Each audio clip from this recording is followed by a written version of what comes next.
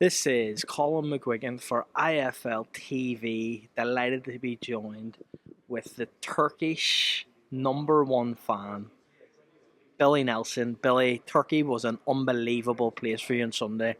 You had a flight that was cancelled, and Yilmaz missed that penalty for Rangers, and Celtic took home the trophy. As usual, 119 trophies now, is it? Is that what it is? 119, 129, something like that. Devastating weekend for Billy Nelson. Atrocious. One of the worst, and to go down in history in the Nelson lifetime. Do you ever get a chance to go to the Old Firms? I can go to any game I want. I've got friends. I've got tickets. But I mean, sorry, with boxing, do you ever get it? Because like a lot of our events tend to be around that. Do you miss a lot of Rangers games and Rangers Celtics games because of boxing? I do, but if I want to go to a game, it's not a problem to get a ticket at all. Do you think things can change? Do you think Philip Clement's a man? Well, they're playing better. Let's be honest. I mean, at 3 each, if Stevie Wonder wasn't a referee and the VAR judges never had the rosary beads in their hand, then we might have got that penalty that they thoroughly deserved. But hey, SFA means sweet fuck all to Rangers, doesn't it? Oh, Billy, love it. I think sometime we need to watch a Celtic and Rangers game together. We'll try and make that happen at some point. But look, let's get into boxing. You get a late call for Luke Bibby to be on this card. When I say on this card, he's on the fight week. He's on, I think it's a Wednesday night card. Is that? Yeah, Wednesday night card. What's the story there? How did that come about? Luke's going to be signing with one of the promoters here, and that only happened on Tuesday. And I got a phone call 24 hours later. Do you want to fight in Saudi Arabia next Wednesday? I went, well, that's a good start. I says, of course. I says, we'll take that. Who's his opponent? Do you even look at something like that whenever they offer you, or is it just straight in, we'll accept it and we'll go? Well, Luke's one of the boys will fight anybody, but, you know, within reason, he's only had 7 fights. He's now fighting, it was meant to be a guy called Kurt Stevens, who won the light welterweight Midland area title. He had a record of 6-2, I think it was, or 6-3. He's now fighting Jordan Ellison because the other boy couldn't make the weight, supposedly. Obviously, you say he's signing with one of the promoters out here. I know Andy McCart's a big fan of Luke Bibby. He's talked about him a lot. They also at IFL and told us how good he's going to be. I want to ask you, how good can Luke Bibby be? And you're around of a lot of elite level fighters, Billy. Do you believe that he can go to the very top? Well, that's the plan, you know. But he's coming along leaps and bounds, and he's only been a professional 11 months, and the improvement is as good as anybody I've seen. I want to speak about Martin Bakole to you. I've seen your Twitter ban didn't last too long. You were straight back on. You're fighting his corner as usual. Oh, I never had a ban. I just got pissed off at a wee bit, and it was just a couple of weeks break, boom. When I see you fighting when I see you fighting this corner a lot, right? And I've said this in interviews with some of the big promoters, Martin doesn't get a chance, and I agree with you on that, but there has to come a point soon where he gets this opportunity. There has to be a point soon where he's worked himself into a position now that he's not going to be able to be avoided. Who do you want to see Martin Bakole face? Well, he's fighting Effie Jagba in March. Yeah, but I'm talking, and I'm not looking past Effie Jagba, but I'm saying you have aspirations for Martin Bakole at the highest level. You believe he can beat anyone. You've said it before. I'm saying. So you just answered your own question. Who do we want him to fight? Anybody that's got a world title. It'll be Joe Park. If Tyson Fury wins, I'm pretty sure he'll be fighting AJ or Usyk. That's what people are projecting. And then Martin fights the winner, Parker and Daniel Dubois, and Martin will stop both of them. So the conversation has been, from what I'm hearing, that if Dubois beats Parker and Usyk beats Fury, it's going to be Dubois Usyk. I would imagine that would be the case, aye. And if there's a situation where Martin is in this, is it going to be up to Martin whether he steps aside to allow this to happen, or what's the situation? It's up to Martin because the mandatory is getting called on the 22nd April. So Martin would need to, he'd need to step aside because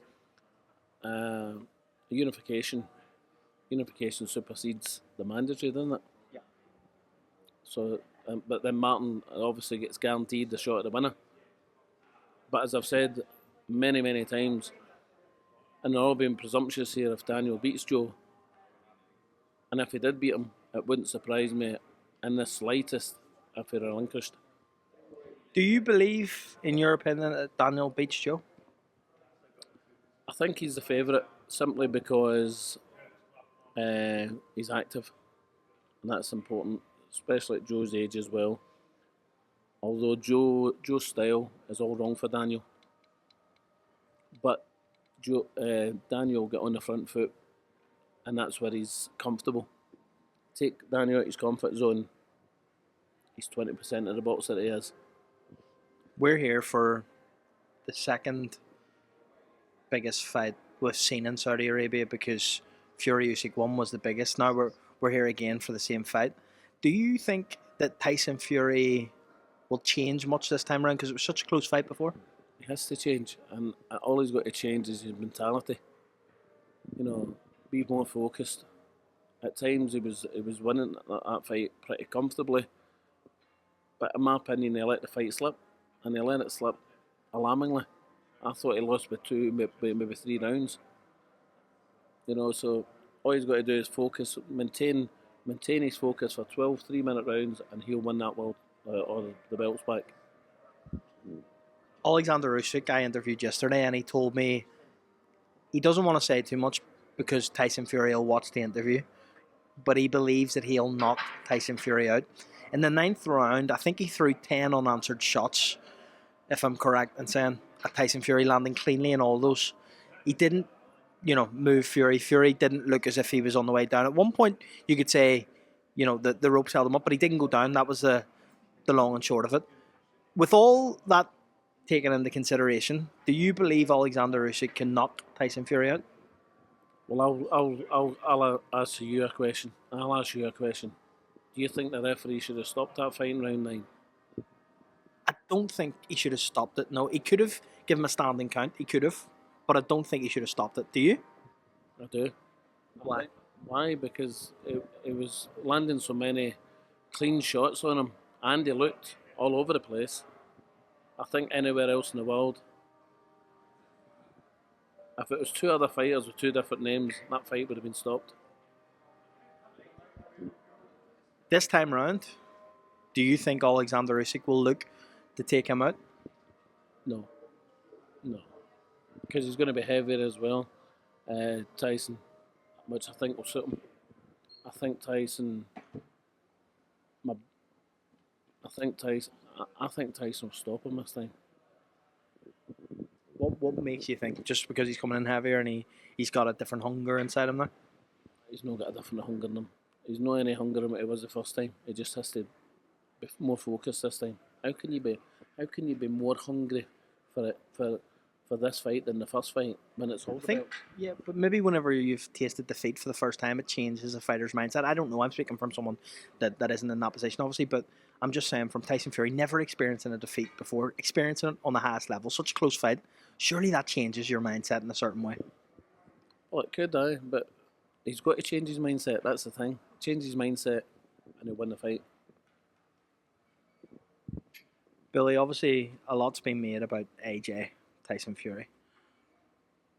Do you think that fight can be made, and do you think that we will see that in our lifetime? And it would be a shame if we didn't. I think we'll see the fight 100%. Whether Tyson wins or loses on Saturday, I hope he wins.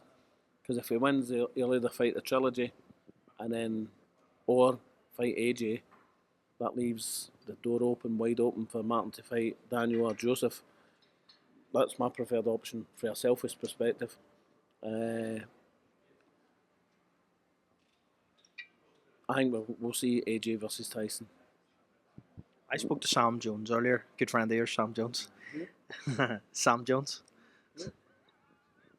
And this is an interesting one, because I spoke to Dave Allen yesterday. And Dave Allen told me yesterday in my interview, if they offered me Bakole or Caballel at any amount of money, I would never fight them. He said I just wouldn't do it. I would never accept it. Well, that's honest, isn't it? Yeah, honest from Dave Allen. I asked Sam Jones today what he thought of that fight. He thinks Johnny Fisher's going to stop Dave Allen, and he said that Johnny Fisher should be looking at people like Dillian White next. What do you make of that? Based on that performance on Sunday, and it's a good shout. But I would rather see him in against somebody like, and I think it would be a good fight, by the way, Fraser Clark. I think that would be a good fight, or the big boy Moses. Johnny Fisher against Moses Atama. I think that would be maybe a little bit too soon for them two to meet. Maybe it'd be a collision course down the line because of the both being British. Oh, the people are saying they want the best fights, good fights, competitive fights. I think that would be a decent fight. How highly do you rate Johnny Fisher and Moses Atama? Johnny Fisher's an improving fighter. You've got to remember he had very, very little to no amateur experience, so everything he's learnt through Mark and Jimmy, who are fantastic trainers, by the way. A wealth of knowledge between the two of them. And Moses, Moses is going to be I think he's going to be an exceptionally good fighter. As long as he's got a chin.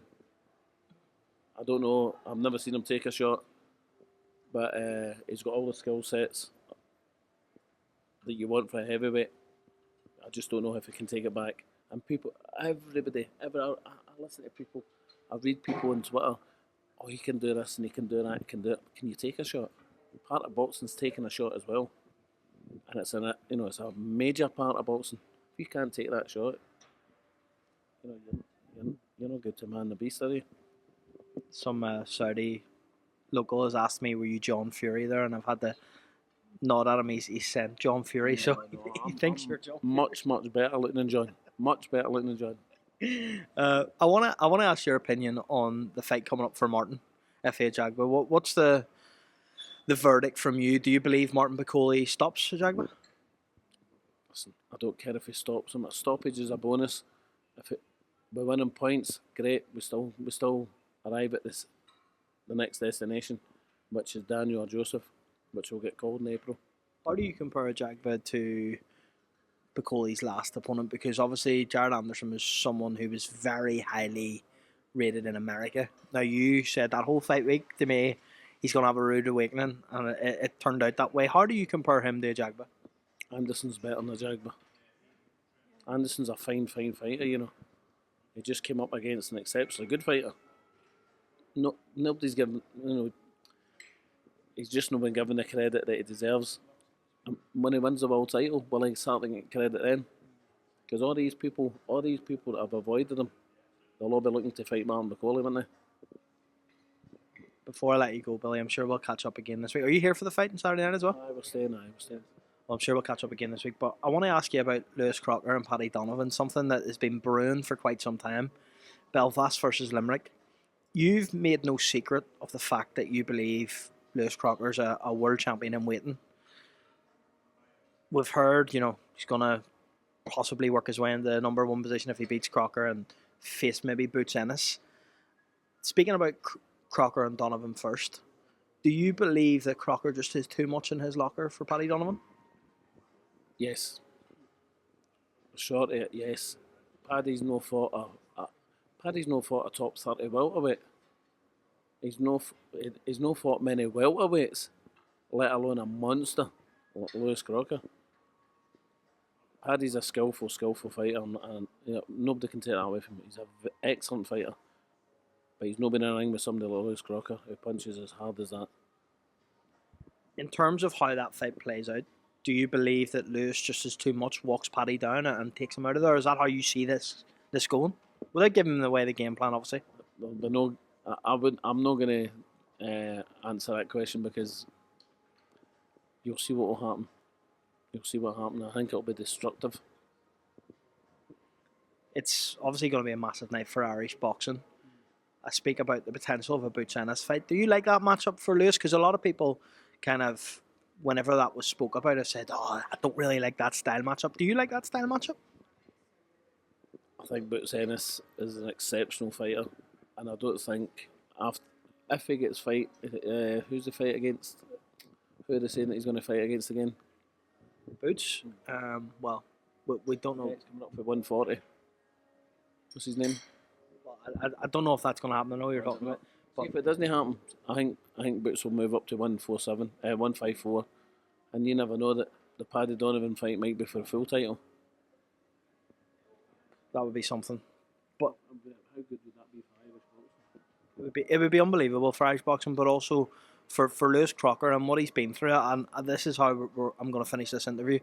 Lewis, when he came to you, and I want to give you credit for this because not a lot of people know Lewis's situation, and he wasn't, without going into too much detail, he wasn't in the best of places. You've took him under your wing. I believe you and your wife have basically taken him in and really made Lewis feel at home. And I've never seen Lewis Crocker as happy as what I've seen him when he's with you.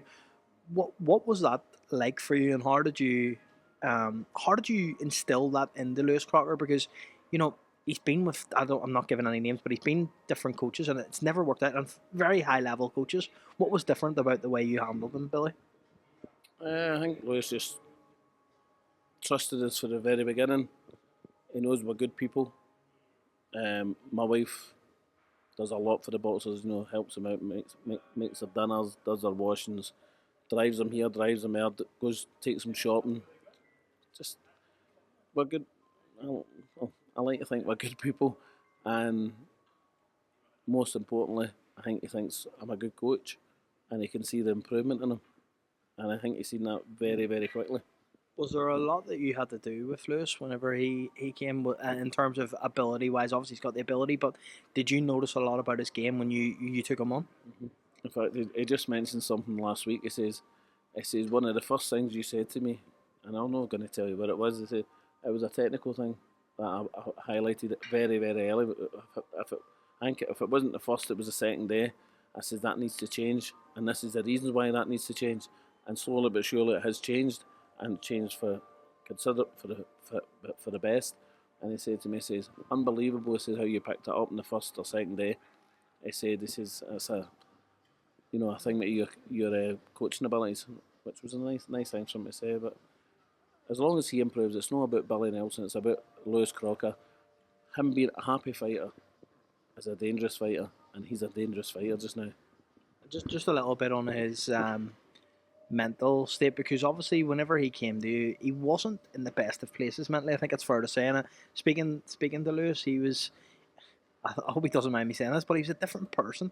And I've noticed since he's been around you, he's changed. I mean, he still takes a year and a half to reply to my messages, so if he's watching this, that's something you need to instill into him. But other than that, he's actually changed as a person, I've noticed, since he's been with you, and he's became more Responsible. yeah, more responsible, and more, I can't really put my finger on what, but there's something changed. What is it? It's responsible for your actions. There's a reaction to actions, and I've opened his eyes to that. He's a man now. He's not a wee boy. I don't take boxers by the hand. I just don't do it. If he's 26, 27, I'm not going to hold a 27-year-old by the hand and pamper him and treat him like a wee baby to get 10% of his purse. No. He does what he's told, when he's told, and he listens and learns. That's his side of the job. Goes both ways. Well, Billy, I really appreciate your time here in Riyadh. Good luck tomorrow night with Luke Bibby, and I'm sure we'll catch up after that. Really appreciate it, mate. All the best, mate.